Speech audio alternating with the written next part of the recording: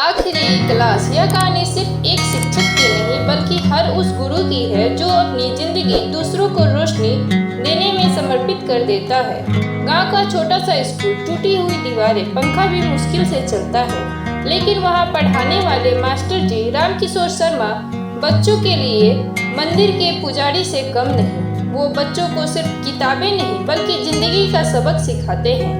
गांव के लोग मानते हैं कि पढ़ाई लिखाई से कोई फायदा नहीं। बच्चे अक्सर खेतों में भेज दिए जाते हैं।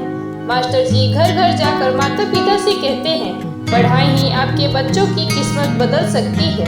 आज उन्हें खेत में भेजोगे तो कल सारी उम्र वही रहेंगे, लेकिन पढ़ने दोगे तो यही बच्चा गांव की तकदीर बदल देंगे। कुछ लोग सुनते हैं, कुछ हंसकर टाल देते हैं। मास्टर जी का तनख्वाह बहुत कम है, घर की हालत खराब है, बेटा शहर में नौकरी करना चाहता है, लेकिन मास्टर जी फीस भर नहीं पाते। फिर भी वो गांव के बच्चों की कॉपी किताब खरीदने के लिए अपनी पत्नी के गहने तक बेच देते हैं। उनकी पत्नी अक्सर कहती, आप अपने बच्चों से ज्यादा गांव के बच्चों की चिंता करते हैं।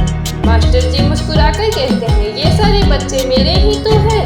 अगर ये पढ़ लिख गए तो यही मेरी सबसे बड़ी पूंजी होगी। एक दिन स्कूल की छत गिर जाती है।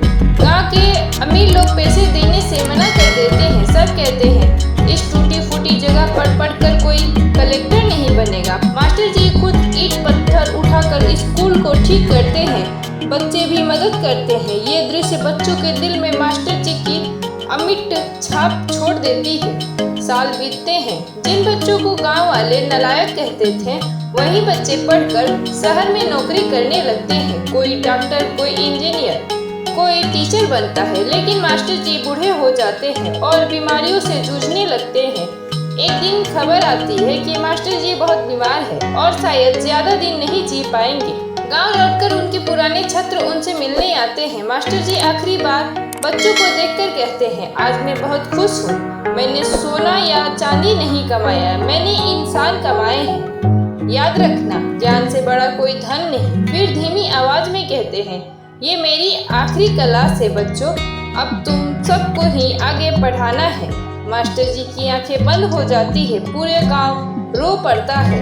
उनके छात्र मिलकर गांव में एक बड़ा स्कूल बनवाते हैं और उसका नाम रखते हैं रामकिशोर शर्मा विद्यालय मंदिर। स्कूल के बाहर लिखा होता है, गुरु वही है जो सिर्फ किताबें नहीं जिंदगी पढ़ाए।